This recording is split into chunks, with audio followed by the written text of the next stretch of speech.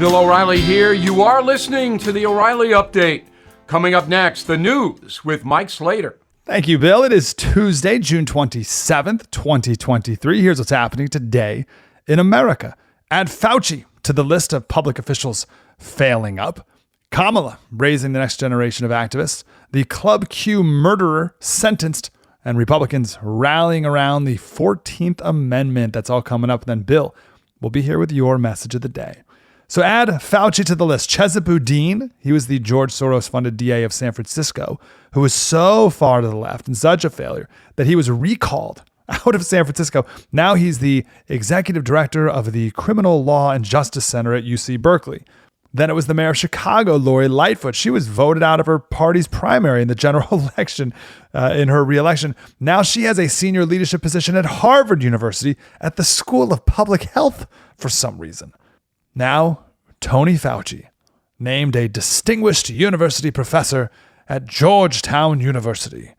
These politicians will never reform the corrupt higher education system because they benefit immensely, knowing that no matter how much they fail while they're in public office, there will always be a home for them in some university bubble. Kamala Harris encouraging teenage girls to be the future activists on abortion. In an interview with Teen Vogue on the anniversary of the ending of Roe v. Wade, she called the pro-life Republican position extremist and said, "I'm counting on you, teenagers, I'm counting on you, because your voice and your perspective is so important to the future of our country on this issue of abortion." Do you remember the mass shooting at that Colorado Springs gay bar, Club Q? The story went away real fast when we found out that the murderer was non-binary and went by they, them pronouns. That didn't fit the narrative anymore. He murdered 5 people, injured 25 more. He was just sentenced to over 2,000 years without chance of parole. Well, it was worse than that. 5 life sentences, one for each of the murders, 5 life sentences, and then 2,208 years for all of the attempted murders combined. One mom, whose daughter was shot 9 times, said, "Please, Your Honor, I'm pleading with you, lock this animal away to the depths of hell." Ron DeSantis has joined Donald Trump in vowing that if he becomes president, he will end birthright citizenship in America. We've talked about this before. In no way does the 14th Amendment say birthright citizenship is a thing. Both candidates said that just an executive order is all it would take to go to what half of the world has, which is your citizenship is passed on through the citizenship of your parents, not on where you're born. I'm Mike Slater from the podcast Politics by Faith. The great Bill O'Reilly will be here with your message of the day next. Do you feel trapped by mounting credit card debt? Are you making minimum payments every month and the balance barely budges? It's very stressful. If you own a home, there's a smarter way to tackle that debt. With American Financing, use the equity in your home to pay off your high-interest credit card debt. American Financing's customers save an average of $700 a month. Their salary-based mortgage consultants walk you through your savings. No upfront fees, no obligation. You could close in as quickly as 10 days, and you may even be able to delay 2 mortgage payments. So today, please call 888-462-9557, 888-462-9557, or visit AmericanFinancing.net. NMLS 182334, NMLSConsumerAccess.org. Time now for the O'Reilly Update message of the day. On this Tuesday, as we opine when the Ukraine war began, Putin will be the big loser. He's now humiliated all over the world after his mercenary force mutinied. No longer is Vlad a credible leader, and his Chinese allies will begin to back away. Whether he'll be overthrown in the short term is unclear. Those who've supported Putin's human rights violations cannot rest easy, and that includes some in the USA. There was never a question of Russia's violation of international law, yet some excused it for various foolish reasons. Now the Biden administration must do everything it can to accelerate Putin's demise. United States intelligence agencies have many assets inside of Russia, and creating chaos for the dictator should be priority number 1. Murphy's Law has slapped Putin in the face. If something can go wrong, it will go wrong. Vlad lost control of his Ukraine Anschluss, a Nazi term, almost from the beginning. If you have to hire murderers to fight your battles, it is only a matter of time until they turn on you. So Putin and Russia have lost in Ukraine. It will take some time for the cleanup. But Vlad, as a frightening world leader, is through. Good. I'm Bill O'Reilly. I approve the message by writing it. You can reach me, Bill at BillO'Reilly.com, Bill at BillO'Reilly.com, name and town if you wish to opine.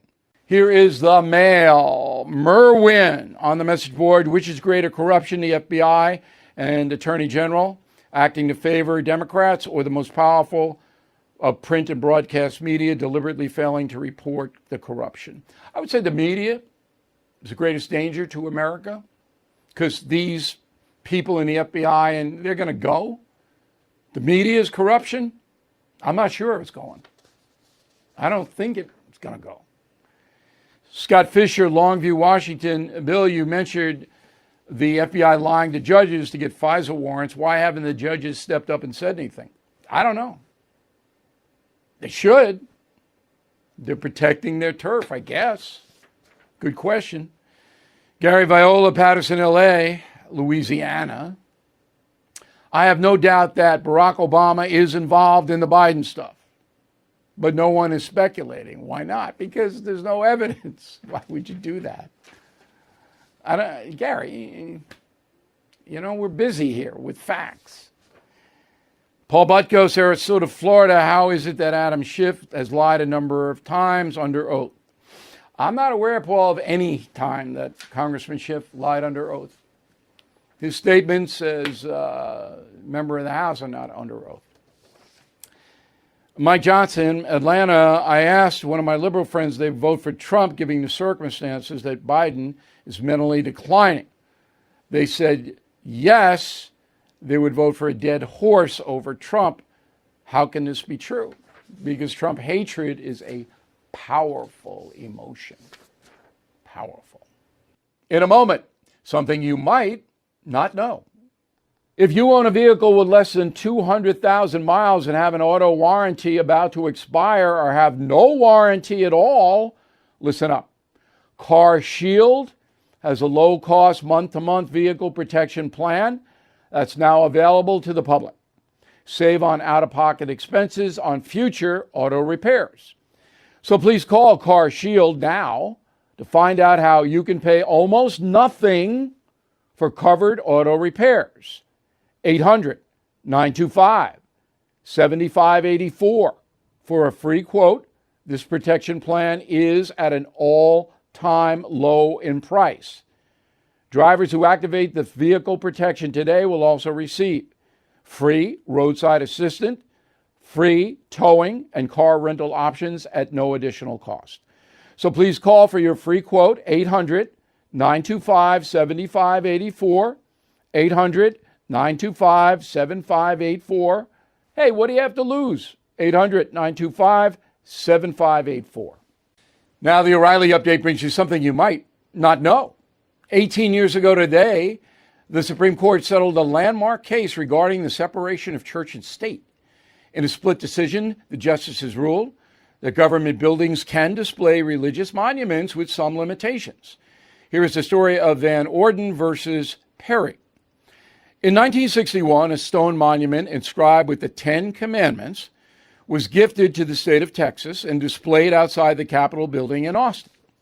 40 years later, a Texas resident, Thomas Van Orden, filed a lawsuit claiming the statue violated the Establishment Clause in the U.S. Constitution.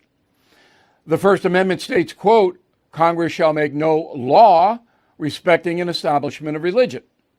The case went to the Supreme Court.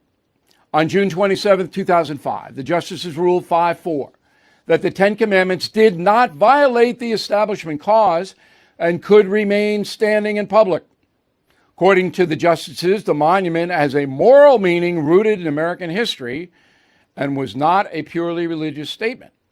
However, a similar case was decided on the same day with the opposite result. In another 5-4 decision, the justices struck down a commandment statue in Kentucky because the display was intended to, quote, advance religion. So, is it legal to display religious symbols on government property? The answer is sometimes. The courts have established the so-called Lemon test, named after a previous lawsuit. For a religious monument to be considered constitutional, it requires 3 criteria. 1, it must have a secular or moral purpose. 2, it cannot promote or inhibit a particular religion. 3, it cannot cause any entanglement between a church and a state. And here's something else you might not know. Today, there are just 4 monuments honoring the 10 Commandments at state capitals across the country. They can be found in Texas, Arkansas, Oklahoma, and Arizona. But the 10 Commandments are displayed inside the Supreme Court building. Back after this. In these tough times, owing money to the IRS can be overwhelming, leaving you confused about the right approach. Scary radio ads about the IRS only add to the stress. But you can relax and breathe easy with Tax Relief Advocates, TRA. Regardless of whether you owe $5,000 or $50,000 in tax debt, TRA ensures you no longer have to fear the IRS. With a proven 3-step resolution process and expertise in IRS special programs, TRA helps taxpayers get back on track, boasting 5-star ratings on Google and Yelp, plus an A+ rating from the Better Business Bureau. TRA is the trusted choice. If you feel trapped by the IRS and debt, do not lose hope. TRA can significantly reduce or eliminate your tax burden and offers a guarantee no payment if they cannot reduce your tax debt. Please visit TRA.com or call 800-575-2193, 800-575-2193. Thank you for listening to the O'Reilly Update. I am Bill O'Reilly. No spin, just facts, and always looking out for you.